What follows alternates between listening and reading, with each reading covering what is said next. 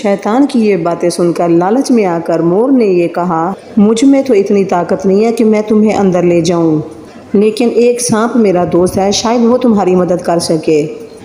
یہ کہہ کر مور سانپ کے پاس آیا اور اس کو ساری بات بتائی۔ سانپ بھی شیطان کی باتیں سن کر بہت خوش ہوا۔ پھر سانپ شیطان کو اپنے منہ میں چھپا کر جنت کے اندر لے گیا، اور یوں شیطان اپنی چال میں کامیاب ہو گیا۔ جنت کے تمام نگہبانوں کو یہ معلوم تھا کہ شیطان اپنی چال چل رہا ہے اور جنت میں داخل ہو چکا ہے۔